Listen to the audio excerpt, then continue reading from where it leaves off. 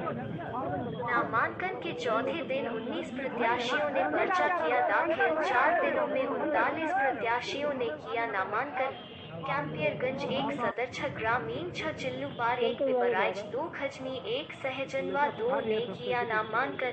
4 दिनों में 39 प्रत्याशियों ने किया पर्चा दाखिल। 252 पर्चे खरीदे गए। गोरखपुर 9 विधानसभाओं में आज मंगलवार को 19 प्रत्याशियों ने अपने अपने विधानसभावार में अपना अपना पर्चा दाखिल किया। 32 प्रत्याशी उम्मीदवारों ने अपना पर्चा खरीदा। 4 दिनों में 39 प्रत्याशियों ने अपने अपने विधानसभावार पर्चा दाखिल किया। 252 पर्चा 4 दिनों में खरीदे जा चुके हैं। आज मंगलवार को 19 प्रत्याशी अपना पर्चा दाखिल किए। मथुरा से और अयोध्या से सुरक्षित नहीं माने तो गोरखपुर उनके लिए सुरक्षित सीट छाटी गई, लेकिन उसका कोई असर नहीं पड़ने वाला है। ये लोग चूंकि धरातल पे कोई काम नहीं किए हैं और केवल दबाव की राजनीति कर रहे हैं और इससे उनका कुछ बनने वाला नहीं है। भारी वोटों से वो हार रहे हैं। हम यहाँ पे शिक्षा की बात कर रहे हैं, हम यहाँ पे स्वास्थ्य की बात कर रहे हैं, हम यहाँ पे महिलाओं की सुरक्षा की बात कर रहे हैं, हम यहाँ पे जो इन लोगों के कार्यकाल में अपराध बढ़ा है उसकी बात कर रहे हैं, उसको खात्मे की बात कर रहे हैं। और ये लोग हिंदुस्तान, मुसलमान, पाकिस्तान, अफगानिस्तान, तालिबान पे बात कर रहे हैं। देखिए, जनता के दिलों में मैं राज करता हूँ। उनके साथ लगातार मैंने संघर्ष किया है, उनके पीड़ा के लिए, सरकार के खिलाफ। यही योगी जी की पुलिस हमको हाउस अरेस्ट करती है। कोविड काल में न कोई सांसद दिखा, न कोई विधायक दिखा, न कोई मंत्री दिखा, न प्रशासन पंगु बना हुआ था। मैंने 16 लोगों का निःशुल्क दाह संस्कार कराया। मैंने हॉस्पिटलों को चेतावनी देते हुए पेशेंट भर्ती कराए। रेमडेसिविर इंजेक्शन, ये सारी चीजें हमने जो है यहाँ पे लोगों को रेट टू रेट उपलब्ध करे। ऑक्सीजन सिलेंडर जिसके लिए लोग तड़फड़ा के मर रहे थे, 300 सिलेंडर हमने यहाँ पे बंटवाया था। आप सोचिए, और ऐसा करवाया था कि किसी को बर्डन न पड़े। 10,000 रुपया सिक्योरिटी जमा करके ये लोग अपना सिलेंडर वापस, जब ठीक हो गए तो सिलेंडर भी वापस किए, पैसा भी लगे। ये सत्ता के संरक्षण में पले हॉस्पिटल उस समय लूटकांड मचाए हुए थे। जो नेता भाजपा से जुड़े हुए थे उनके हॉस्पिटल यहाँ पे लोगों के खेत बिकवा दिए, लोगों की जमीनें बिकवा दी। लेकिन हमने उसी बीच अकेले कोरोना पॉजिटिव रहते हुए भी उनके बीच में खड़ा रहा। जितनी भी हत्याएं या जितने भी अपराध हुए उनके खिलाफ अगर पीड़ित के पक्ष में कोई खड़ा रहा तो विजय श्रीवास्तव खड़ा रहा। आज हम आम आदमी पार्टी के साथ यहाँ पे चुनाव लड़ रहे हैं और भारी से भारी मतों से विजय होंगे।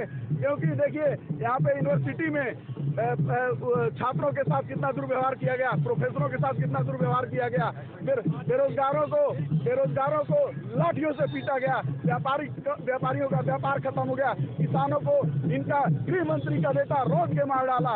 आप पत्रकारों के ऊपर कितना जुल्म हुआ, ये सब इनके सरकार में हुआ है। कहा जा रहा है मुख्यमंत्री का गढ़ भी है, लगातार बीजेपी के पाले में सीट भी रही है, तो ऐसे कैसे? आपको एक चीज मैं बता दे रहा हूँ, गढ़ किसी का नहीं होता है। जहाँ गढ़ होता है वो गढ़ ढाता भी है, और यहाँ उदाहरण रहा है, यहाँ का गढ़ ढहा है। बीजेपी का एक मुद्दा रहा है राम मंदिर और महिला सुरक्षा और बुलडोजर की बात कर रहे हैं। आप किन मुद्दों को लेकर जाएंगे जनता के बीच में और कैसे लोगों को? टेनी का घर बुलडोजर से गिरा और राम इनके हैं, इनकी बपौती है राम पे। ये कहते हैं हम राम को लाए हैं। अरे ये राम से बड़े अपने को बना दिए। राम हमारे दिलों में बसते हैं, जनता के दिलों में बसते हैं। हिंदुस्तान में हिंदू, मुस्लिम, सिख, ईसाई सबके दिलों में राम बसते हैं। पुरुषोत्तम राम है। ये राम राज्य कह करके राम का नाम लेकर के जनता को बरगलाते हैं और आपस में मार काट मचवाते हैं। ये बहुत ही गलत बात है। हम राम मंदिर के हम भी प्रशंसक हैं, हम भी हिंदू हैं, हम हर चीज मानते हैं, लेकिन इनका जो ये राम को लाए हैं हम उनको लाएंगे, ये राम से बड़े हो गए। बहुत बड़ी बात इन लोगों ने बहुत ही गंदी सोच के साथ कही है। और मैं आपको बता दूं, इनका अंतिम हथियार हिंदुस्तान, मुसलमान, पाकिस्तान, अफगानिस्तान, तालिबान होता है, क्योंकि ये जो कहते हैं वो करते नहीं है। और आपको मैं एक बात बता दे रहा हूँ, जो अब जनता इनके बारे में जान चुकी है, इनके ठगी के बारे में जान चुकी है। चलो मुख्यमंत्री खुद यहाँ से लड़ रहे हैं चुनाव, जिसका असर पूरे हर विधानसभा में देखने को मिलेगा। और सपा भी साइकिल उसकी भी ग्रामीण विधानसभा में लड़ रही है। आप सुनिश्चित करते हैं? बिल्कुल जीतेंगे। क्या आपके मुद्दे होंगे? जब मेरे मुद्दे हैं हम आपको पढ़ के सुना देते हैं। हमारा पहला है, ग्रामीण विधानसभा क्षेत्र से प्रतिनिधि करने का मौका मिला तो निश्चित तौर पर बाढ़ जैसी विकराल समस्याओं का समाधान करूंगा। दूसरा मुद्दा है, महिलाओं के मान सम्मान के लिए क्षेत्र में निगरानी समिति का गठन कर घरेलू महिलाओं को कारोबार का अवसर प्रदान करूंगा, क्योंकि मैं बिजनेसमैन हूं। अभी भी हमारे 4 फैक्ट्रियां हैं, सब में औरतों को काम हम देते हैं और ज़्यादा से ज़्यादा काम करेंगे, क्योंकि हिंदू मुसलमान करके काम नहीं करेंगे। तीसरा सुन लीजिए, गरीब बच्चियों के लिए निःशुल्क ट्यूशन कंप्यूटर सेंटर की स्थापना कर उनके उज्जवल भविष्य का निर्माण कराऊंगा। चौथा है मेरा ग्रामीण विधानसभा क्षेत्र के अंतर्गत लॉकडाउन में बनाए गए मकानों व बारिश में पानी से डूब जाने जैसी समस्याओं से निजात दिलाने का काम करूंगा। पांचवा है गरीब असहाय मजदूरों के साथ हो रहे भेदभाव जैसी समस्याओं को समाप्त कर उनका अधिकार दिलाऊंगा।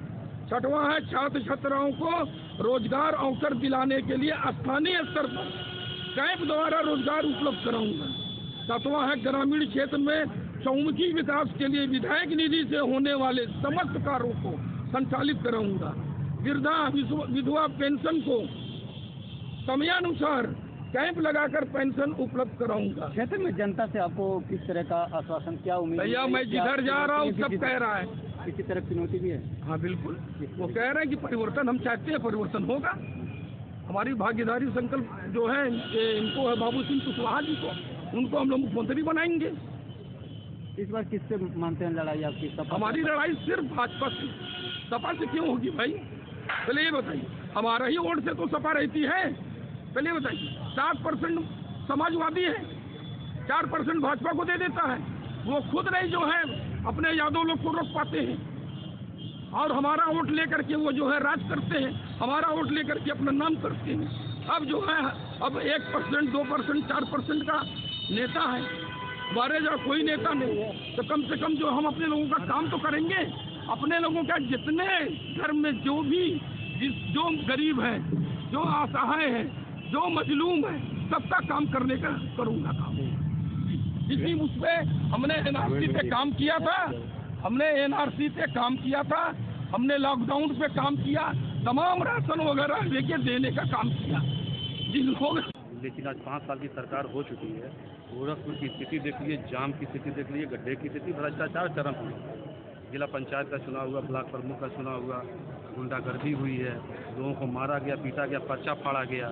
ये सब कुछ देखते हुए प्रदेश की जनता एक बार फिर बहन मायावती की तरफ देख रही है, और निश्चित तौर पर 2022 में बहन जी 5वीं बार इस प्रदेश की मुख्यमंत्री बनने जा रही हैं।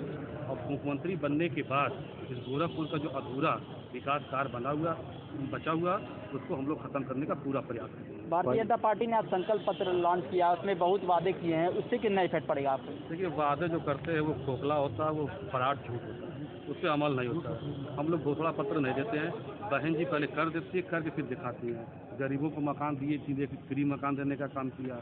जिन गाँव के अंदर लाइट नहीं थी, अम्बेडकर जी के नाम पर लाइट देने का काम किया, रोड बनाने का काम, ये बहुजन समाज पार्टी के लोगों ने किया। और निश्चित तौर पर बीएसपी की सरकार बनेगी, फिर एक बार हम लोग विकास का गंगा बहाएंगे। मुख्यमंत्री के गढ़ में कैसे भेजेंगे उनको? देखिए, बहुजन समाज पार्टी जो सर्वजन हित है, सर्वजन सुखाय की बात करती है। हमारे साथ जो बीएसपी का जो कैडर होता है, वो आप पता कर लीजिएगा, लगभग 1 लाख के ऊपर होता है। और अन्य समाज के लोग बहुजन समाज पार्टी के साथ इसलिए हैं कि बीजेपी से वो तरफ हो चुके हैं, बीजेपी को हटाना चाहते हैं, बहन जी को लाना चाहते हैं। निषाद पार्टी से गठबंधन हो गया, उससे कितना खा? वही उनको ब्लैकमेल है करते हैं, टिकट बेचने वाला काम करते हैं, उनके समाज के लोग उनको उनका विरोध कर रहे हैं। उसका मेरा कोई लेना देना नहीं है। बहुजन समाज पार्टी के साथ भी निषाद समाज के लोग लगे हुए हैं, बड़ी मुस्तैदी है। बीजेपी राम मंदिर का मुद्दा बात कर रही है, बुलडोजर की बात कर रही है, आप लोग किस मुद्दे को लेकर जाएंगे जनता के बीच में? विकास की बात करेंगे, अमन और शांति की। आप समझ रहे, लोगों को गलती हुई, लोगों ने गलत व्यक्ति को एक गलत निर्णय ले लिया, और उसका परिणाम ये हुआ। पहले मैं स्पष्ट कर दूं कि योगी आदित्यनाथ एक्सीडेंटल मुख्यमंत्री हैं, वो मुख्यमंत्री पद के दावेदार ही नहीं थे। उनके नाम पे चुनाव में लड़ा गया। चुनाव केशव प्रसाद मौर्य जो पिछड़े वर्ग से आते हैं, हमारे परिवार के व्यक्ति, उनके नाम पे लड़ा गया था, जबकि एक्सीडेंटल मुख्यमंत्री को बना दिया गया, और उसका खामियाजा उत्तर प्रदेश की जनता ने पूरे 5 साल भुगता है। और आज जनता तैयार है। अगर बीजेपी ने विकास किया है तो ये जो सरकारी मशीनरी बेची है उस पर वोट क्यों नहीं मांगती बीजेपी? ये तमाम तरह से जो जुल्म जाति अन्य अत्याचार किया, किसानों के लिए कानून लाए थे, उन पर क्यों नहीं वोट मांग रहे हैं? आप मांगो ना, जो आपने काम किया है उसमें मांगो। रोजगारों पे, जो नौजवानों पे जो लाठियां बजे, उस पर मांगो रोजगार। 69 शिक्षक भर्ती में आरक्षण घोटाला किया, जिसमें मैंने कहा मुख्यमंत्री जेल जाएंगे अगर हम सरकार में आएंगे, तो उन पे मांगो सर आप वोट। आप मांगो अपने नौजवानों के जो है ना, जो बदन से जो है ना, उनका मांस भी उतार दिया पीट पीट के रोजगार मांगने, उसमें मांगो। जो कानून व्यवस्था बहन बेटियों के साथ हाथरस में हुआ, प्रयागराज में हुआ, सामूहिक रेप, उस पर मांगो वोट। बीजेपी के लोगों ने अगर कुछ किया तो। चलिए, भाजपा की अगर सरकार नहीं बनती गठबंधन में, क्या बसपा के साथ जाएंगे या फिर सपा के साथ जाएंगे? हमने कहा कि हम प्रयास करेंगे कि हम जीत के आए, हमारी पार्टी के मेंबर जीत के आए, हमारे गठबंधन के मेंबर जीत के आए, और फिर जिसको लगता है कि वो हमारा जो मैनिफेस्टो है, उस मैनिफेस्टो को जो हमने वादा किया जनता, झूठा वादा नहीं, सच्चा वादा,